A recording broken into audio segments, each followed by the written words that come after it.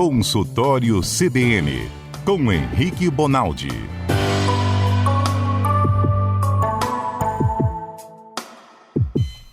Doutor Henrique, o senhor está bem? Tudo bem. Boa tarde a todo mundo, boa tarde aos ouvintes. Vocês estão bem aí? Graças a Deus. Bem. E o senhor? Tudo bem, vocês quase não lembraram do nome do time, isso é falta de memória. Vamos falar de memória um dia? Claro que vamos. E por que mesmo? Esqueci porque que a gente falaria de... Claro que vamos falar de memória, doutor. Doutor, hoje a gente tem que falar do sangue, hein? Voltar ao tema sangue. Hoje é sangue parte 2. Você sabe que a gente deu um resumo aqui, arrasamos. Lembramos tudinho. Hemácias, plaquetas, leucócitos. Lembramos por que o sangue é quente. Lembramos que ele é vermelho por causa da hemoglobina. Lembramos que o sangue tem que... Como é que é para estancar? Meu Deus do céu. Coagular. Lembramos um monte de coisa do sangue. Sabia? Ué, vocês sempre lembram. Aliás, vocês lembram mais do que eu no resumo. O resumo eu não sou muito bom. Mas a gente lembra. Doutor, ontem surgiu uma dúvida aqui. Nosso colega Pedro, o senhor conhece bem, o Pedro está com a garganta inflamada. Coitado, nem veio trabalhar, precisou internar o Pedro por causa da garganta inflamada. E outro dia ele falou, vou mandar tirar a amígdala. Falei, Pedro, não tira mais esse negócio de amígdala. Ele falou, mas tira, se infeccionar muito, tira. Por que antes tirava a amígdala, hoje não tira mais a amígdala? Não é que não tira mais a amígdala. É o seguinte, existe um critério clínico para decisão de vou tirar a amígdala. Então, quando a amígdala deixa de ser defensora e passa a ser agressora, tira-se a amígdala, chama amidalectomia. Toda vez que tiver ectomia, é retirada de amidalectomia. E a gente faz a retirada, quer dizer, o cirurgião faz a retirada da amígdala toda vez que ela passa a ser ofensiva. Em que horas isso acontece? Quando eu começo a ter mais infecção na amígdala do que prevenção de infecção pela amígdala. Por que isso? Porque a amígdala faz parte de um anel, não vou lembrar o nome do anel agora, mas ela faz parte de um anel que fica na sua cavidade oral, no final da boca, entre a boca e o início da garganta, existe um anel lá em cima, que é feito de linfócitos, é feito de tecido de imunidade. Esse anel tem por ofício não deixar passar os micro-organismos, bactéria, vírus, protozoário, parasita, de fora para dentro. É como se fosse uma cancela da terceira ponte. Não é para passar quem não deve passar. Essa cancela é feita por 4 tecidos, a gente chama de anel porque eles fazem a parede lateral, a parede de cima, a parede posterior, a parede anterior. Tem um monte de tecido ali que fala, opa, você é micro-organismo, você não vai passar, não. Então, teoricamente, a amígdala é uma ótima coisa. Ela é feita exatamente para segurar o micro-organismo. Qual que é o problema? É que tem hora que ela começa a inflamar e pela inflamação, pela presença da inflamação, passa a ser lesivo para o sujeito. Então, ele tem mais febre, mais episódios de inflamação, tem que usar mais antibióticos. Usando mais antibióticos, ele corre risco de ter bactérias cada vez mais selecionadas. Então, corre o risco de ter que ter cada vez mais antibiótico bruto, antibiótico para germes mais fortes, que começam a pegar função de rim, começa a dar problema no fígado, começa a ter risco de lesão de pele. Então, quando o desencadear das infecções da amígdala começa a ser muito ofensivo, tira-se a amígdala. Independentemente da idade? Independentemente da idade. Mas minha pergunta é idiota. O fato de estar infeccionando a amígdala não é melhor? Não é sinal que ela está fazendo o papel dela? Então infecciona ela para não infeccionar um órgão mais importante dentro do corpo? Não, aí é que essa chama Valdemeyer, alguma coisa assim, é o nome desse anel. Não, por quê, Mário? Porque presta atenção, uma coisa sou eu forte o suficiente dentro da minha casa para falar, opa, ladrão, você não entra.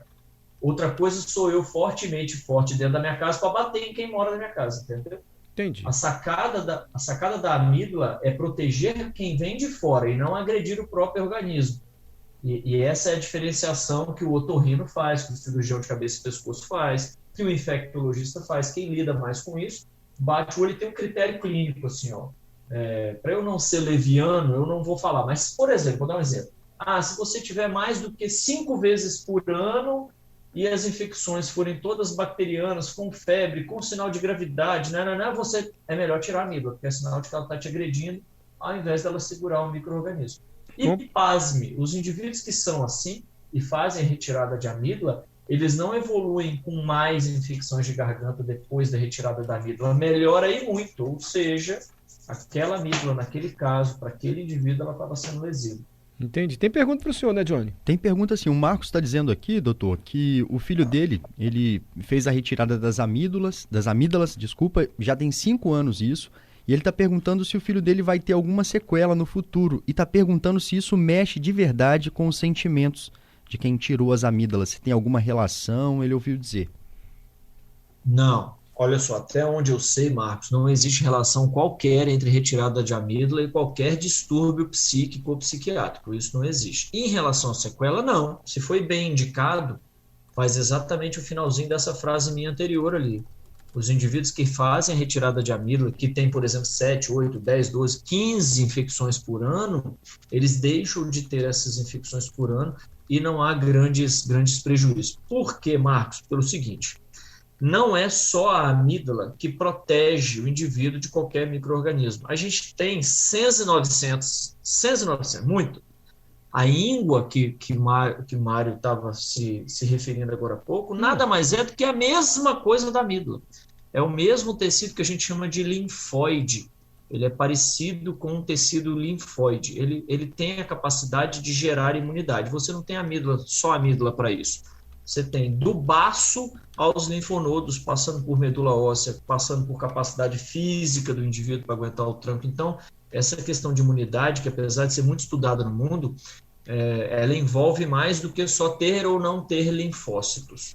Ser um sujeito imune envolve aspectos vários que não só ter ou não ter o tecido com linfócito, que é o caso da amígdala. Perfeito. Vamos voltar para o nosso tema, que é o sangue? Agora chegamos ao sangue. Vou introduzir o Voltamos. tema do sangue, pode ser, doutor? Agora, Semana passada, depois da aula que o senhor deu, a gente ficou na dúvida assim, tá, e por que é tipo A, tipo B, tipo O, negativo? Explica isso pra gente. então vamos lá, é o seguinte, ó, em 1900 e Guaraná de rolha, o sujeito resolveu misturar um sangue no outro, certo? Quando ele pegou o sangue do Mário, misturou com o sangue no meu, ele viu que aglutinava. O que é isso? Fazia tipo um coágulo. Ele falou, opa, mas quando eu misturo do Mário com o do Pedro, não dá isso. Ele falou, que trem é esse? Que história é essa de eu pegar um sangue, misturar com o outro e aglutinar e coagular, e depois eu pego o mesmo sangue, misturo com o outro e ele não aglutina? Desculpa, doutor, E aí, aglutinar e coagular é fazer tipo umas bolotinhas assim? Coagular. Vamos considerar a mesma coisa. É coagular, é sangue coagulado. Escudiguim. Já escutou falar de escudiguim? Já. Escudiguim é uma linguiça que basicamente é sangue por dentro, né? Aquilo que você está comendo é sangue coagulado do escudiguim. Não vai comer Chorizo nunca mais, também, né? né? Chorizo? Chouriço. Chouriço. Na verdade, é mais chorizo do que escudiguim. Você desculpa, Mário. É chouriço. É mais chorizo, isso mesmo. Bom, enfim, aquilo é sangue coagulado, tá. coágulo mesmo de sangue. Igual quando a gente é moleque, tira o dente, fica com aquelas pastas de sangue dentro, porque você acumulou sangue dentro da boca. Coágulo, certo? Certo. Bom, dito isso, quando eu misturo um sangue no outro e dá coágulo, quando eu não misturo não dá coágulo, sobra a ideia de que tem alguma coisa no sangue, ou naquele que você injetou, ou no que recebeu, que tem alguma molécula capaz de reagir contra, certo? Essa é a ideia principal. O sangue tipo A, ele é chamado de tipo A porque ele tem uma proteína, que nós resolvemos chamar de A, de um tipo tal que é diferente do sangue B. Então passa daí, vamos começar daí. O sangue tipo A, ele é chamado de tipo A porque lá dentro da hemácia, lá dentro daquela célula grandona, igual a bala soft, ela contém um monte de tipo de proteína que a gente resolveu chamar de A, mas que é diferente da B, por isso que uma chamou A e outra chamou B. Entendi. Qual que é a sacada? O cara que tem sangue tipo A, ele também tem diluído dentro dele a capacidade de gerar defesa contra o tipo B. Então a gente chama o cara do tipo A, toda vez que você fala, o sujeito tem um sangue tipo A, ele não só tem uma hemácia lotada de proteína tipo A, como ele é capaz de reagir contra o sangue B. E o sangue B é a mesma coisa. O sangue B, quando você fala assim, fulano de tal tem sangue B, ele não só tem o sangue lotado de proteínas dentro da hemácia do tipo B, como se você jogar o tipo A lá dentro, ele vai reagir contra o tipo A, porque ele tem o anticorpo anti-A. Então, peraí, doutor, reagir é coagular. Se botar Sangue tipo reagir B. a coagular. Isso aí, que Vai é dar o que ruim, aconteceu vai dar quando ruim, misturou então. o sangue do Mário com o meu. Aí vai dar ruim. Se o meu é A, o seu é Aí B, vai dar ruim. um vai brigar com o outro, vai coagular. Aí Isso? vai dar ruim. Entendi. Isso. Hum. Aí, para a gente fechar o raciocínio, tem um raciocínio do doador universal e do receptor universal. O que é isso? Nada mais é do que o seguinte. O sangue AB, fulano de tal tem sangue AB. Quer dizer que dentro da hemácia dele, ele tem a proteína A e a proteína B. Ou seja, Mário, ele não pode reagir contra nenhuma das duas. Caso ele reagisse, ele está reagindo contra o sangue dele o tempo inteiro. Ou seja, como ele não é capaz de reagir a nenhuma das duas, você pode dar qualquer sangue para ele. Você pode dar o sangue A, você pode dar o sangue B, você pode dar o sangue zero, certo? Então, peraí. Então tem o A, B e esse que aceita os dois, como é o nome dele? É o AB. É AB? É sangue AB? É. Ah, Eu tá. tenho 4 tipos de sangue básico. A, B, AB e o zero, ou sangue O, que as pessoas falam, certo? AB, E vocês beleza. vão Então entender. melhor é ter Tá sangue certo. AB. Você recebe de qualquer um e você tá bem na fita. E doa pra qualquer um, né? Não, doa para qualquer um, não. Porque na hora que você doa para qualquer um, pensa comigo, Mário, eu tenho sangue AB. Ah, vamos se dizer que receber eu um tenho pouquinho sangue do B, entendi. Se você, Mário, de sangue tipo B, receber o meu AB, Vai ter um pouquinho de A, dentro né? do meu AB tem o A. Não e você, pode doar. tipo B, tem antígeno contra o A. Sacou? Então como- ele é só como um recebe. Ele é estádio de bom pra fute- receber, assim. Ele tá bem na fita pra receber sangue. Isso aí. Pra Vamos doar pro não é o doador caso, universal.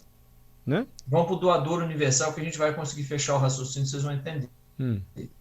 E existe um sangue chamado tipo 0, o tipo O. O que é o tipo O? É o cara que dentro da hemácia dele não tem nem proteína A, nem tem proteína B.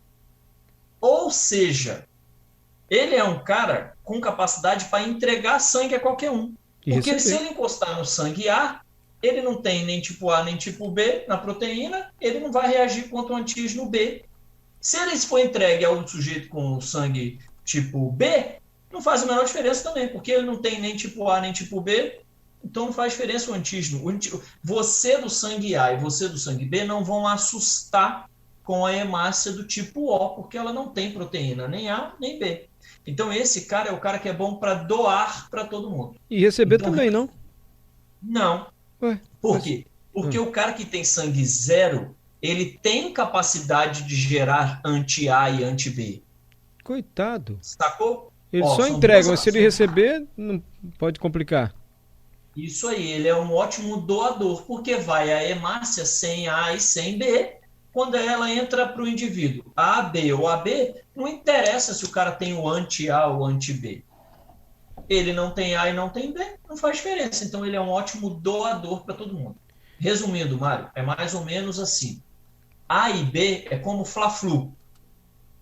Geralmente quem torce para o Flamengo não gosta de quem torce para o Fluminense. Entendi. E geralmente quem torce para o Fluminense não gosta do cara do Flamengo. É mais ou menos a mesma coisa. Isso, Se entendi. você pegar um indivíduo, é uma analogia sem violência, hein, pelo amor de Deus, eu estou falando de times, eu não estou falando de pessoas. Claro. Ó, se eu pegar um indivíduo do Flamengo, que está vestido com a camisa do Flamengo, e entregar para ele um indivíduo do Fluminense, ele vai rejeitar na mesma hora. Ele não a vai aceitar. Porque além dele ser flamenguista, ele não gosta do Fluminense. É mais ou menos essa ideia do A e do B. Eu entendi. Se eu fizer o contrário, é a mesma coisa. Se você pegar um cara que está do Fluminense, um grupo de gente no estádio de futebol do Fluminense, botar um cara do Flamengo, ele vai ser rechaçado de lá. Ó, cara, aqui nesse lado da arquibancada você não vai ficar, você vai para o seu lado. Esse é o sangue AB. Quem? A E ou B. B. Uhum. É A ou B. O AB tá Quem bem é com as o- duas torcidas, então ele pode doar para os dois. Não doar, não pode receber dos dois, né? O AB, ele pode receber Isso, dos o dois. AB, ele recebe bem. Quem é o AB? É o casal de namorado Flamengo e Fluminense. Isso aí. Eles aceitaram numa boa, não tem problema para eles. Ele recebe um membro da família que vem do Fluminense, ele recebe outro membro da família que vem do Flamengo, não tem problema. Ele é um Flamengo e Fluminense que se deram bem familiarmente falando. É só para dar um exemplo para a gente entender. Não entendemos. Certo? Certo. E quem que é o zero? É o cara que entra em qualquer lugar. É aquele cara que está de camisa branca. Se ele entrar no estádio de futebol de camisa branca, ninguém vai ver ele. Não tem problema ele se infiltrar ou no Flamengo ou no Fluminense. Então ele é um ótimo doador.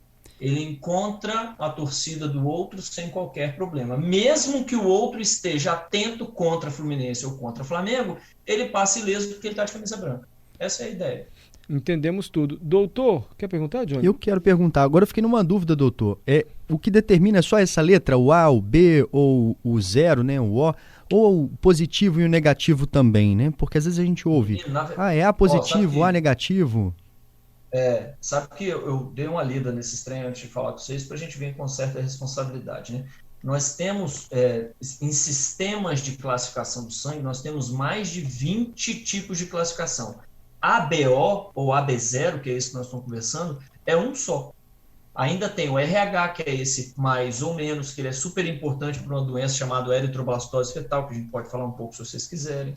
Ele é importante. Eu, Henrique, verdade isso, eu tive uma incompatibilidade de sangue quando eu era moleque, que era fator de subgrupo. Então, assim, na hierarquia de importância de estudo, de classificação, é o AB0, depois o RH, que é esse mais ou menos, depois vem um chamado de MN, eu tive o 5º ou 6º subgrupo alterado. E aí eu combatia o meu próprio sangue. E aí eles foram conseguir com um bombeiro da CST na época, e eu fiz um procedimento chamado exsanguíneo total. O que é isso? Tiraram todo o meu sangue, colocaram todo o sangue novo do sujeito. Você imagina isso em 1982, para descobrir que era o 5º fator, para descobrir um sangue compatível. Então eu teimei para estar aqui. Que bom que o senhor está aqui, mas eu me embolei um pouquinho. Porque, então, tinha sangue A, sangue B, sangue AB, sangue 0. O melhor é 0 do que O. Entendeu? Sim. Até a gente foi bem. Aí o Johnny perguntou do sangue positivo e negativo. Aí, pelo que eu entendi que o senhor falou, tem o RH, que significa positivo e negativo. São outros tipos de sangue, então, também. Não são só 4, tem um monte. Tipo de classificação, no mesmo sangue. Mário, é como se eu dissesse assim, na torcida do Fluminense, tá todo mundo vestido de camisa do Fluminense, ótimo. Mas eu tenho um cara que é mais alto, eu tenho indivíduos mais baixos, eu tenho um cara mais gordinho, um cara mais magro, eu tenho um sujeito com a cor de pele X, o outro Y, eu tenho mais mulher, eu tenho menos homem. Isso, cada classificação dessa, você olhando para a torcida do Fluminense, é a mesma classificação que eu tenho no sistema de sangue. Então, ser A ou B só quer dizer estar do lado do Fluminense ou do Flamengo. Mas se você olhar lá dentro, tem uma população só de mulher, a outra só de homem. Tem uma população com IMC abaixo dele, IMC acima dele. Uma população com boné, outra sem boné. E dá para você reorganizar o estádio de cada maneira que você quiser. Para o jogo, agora vem homem para um lado e mulher para o outro. Beleza, é uma outra classificação que você fez. Agora, para o jogo, vem obesos para o lado de cá e magros para o lado de cá. É outra classificação que você fez. Então, o mesmo sangue é classificado sobre várias óticas. A ótica da proteína dentro da hemácia é o sistema AB0. A ótica do positivo ou negativo já é outra circunstância que define classificação em positivo e negativo. A ótica do MN é uma outra proteína que tem. Então, tem jeito de você classificar o sangue de várias maneiras, mas é o mesmo sangue. Eu consigo ser A positivo, A negativo. AMN tal, AMN tal. Então é o mesmo A com várias outras classificações, certo? Tá. Como é que enxerga o tipo diferente de sangue? Por exemplo, a pessoa sofreu um acidente, chegou no hospital e precisa de sangue, está sem documento. Como é que vai saber o sangue dele para saber qual sangue ele pode receber? Isso é visível? Assim, é a textura? Como é que sabe se é ósseo, enfim? Não é visível não. Lembra lá do 1900 Guaraná de rolha que o cara misturou um sangue no outro que era diferente? Ele faz um teste de aglutinação, que é um teste para ver se coagula ou não. Só coagula se você jogar o anti-fulano dentro do fulano. Então, por exemplo, se você jogar o anti-B naquela plaquinha de sangue e coagular, opa, aquele sangue é B. E assim vai. Você vai tendo a capacidade de análise de acordo com testes reagentes que eles chamam.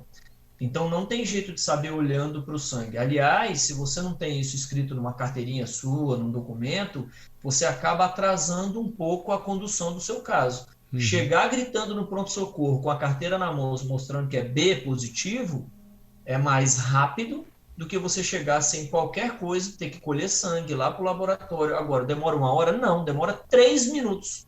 O cara pega seu sangue, vai lá, faz os testes de reação, descobre que sangue que você tem, pega a bolsa adequada para você e faz a transfusão.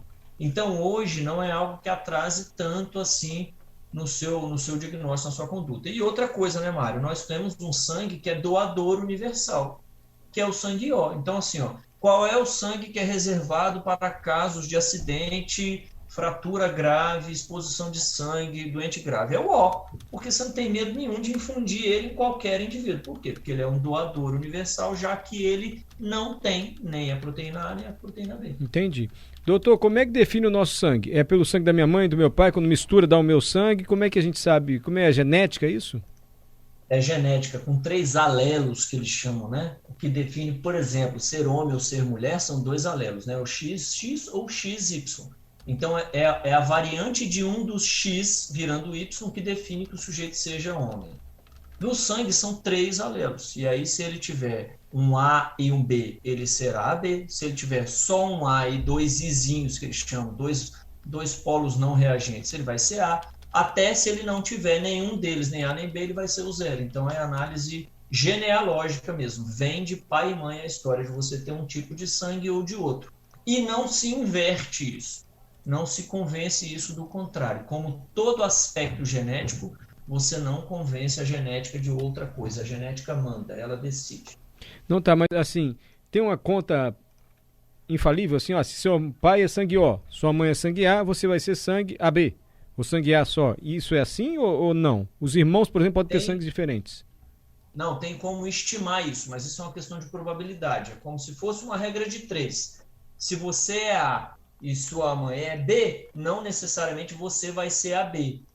Porque pode ser o que eles chamam de Azão, Azinho, Bezão, Bezinho. Isso é uma história muito difícil de explicar sem escrever. Entendi. Mas é como se tivesse assim, existe um mandatário nessa história. Existe um cara que manda mais, que é a letra maiúscula. Se seu pai e sua mãe forem maiúsculos os dois, provavelmente você vai ser um sangue AB. Se seu pai e sua mãe forem minúsculos dos dois, você pode chegar até a ser o 0, que é a ausência do A e a ausência do B. Mas então os irmãos vão ter sempre o mesmo tipo de sangue, já que é os pais que definem? Não, porque a variação deles entre os 3 alelos que eles têm, você está cruzando informação. A sua mãe te entrega 1 de 3. Seu pai te entrega 1 de 3. E Tá. você vai formar o seu 3. 1 de 3 ou 2 de 3, né? Então vamos pensar em 2. Seu pai te entrega 1, sua mãe te entrega 1. Você forma 2 a partir do cada um do seu pai. Mas seu pai pode te mandar o da direita para você e para sua irmã ele pode ter te mandado o da esquerda. Pronto, mudou completamente o sangue. Doutor, e o seu é sangue bom, hein? Doutor, olha só, a gente precisa terminar, porque acabou. Agora eu tô cheio de dúvida. O senhor falou, fica guardado lá o sangue O, que é doador universal. Como é que guarda? Tem que guardar onde? Assim, de geladeira, aquelas bolsas, qual é a quantidade? Tô com essa dúvida. Hemofílico, o que é uma pessoa ser hemofílica? Vamos ter que ter mais uma aulinha de sangue, o senhor se incomoda? Não, vamos falar de hemofilia, de anemia falciforme, que essas Isso. coisas acontecem. Vamos falar. Gostei. Como é que guarda o sangue? Vai ser parte 3. Alguém Sim. que sabe o tipo de sangue? Sabe o seu, Daber? A positivo. Sabe o seu, John? Meu também. Sabe o seu, A Murilo? positivo. Tenho a menor ideia do meu. Olha o negativo do Murilo. O Você meu não sabe o seu? Não. Agora eu vou descobrir. Doutor Henrique, obrigado, viu? Obrigado, gente. Boa semana para todo mundo, para os ouvintes. Espero ter ajudado aí. Hoje foi meio confuso, mas vai dar certo. Não, de todas as aulas foi que a gente precisou prestar mais atenção, porque é mais confuso É, mesmo. mais complicado. Mas a gente entendeu. Mas é importante. E pelo menos eu entendi. Obrigado, doutor. Fica com Deus. Até terça que vem. Tchau, gente. Até.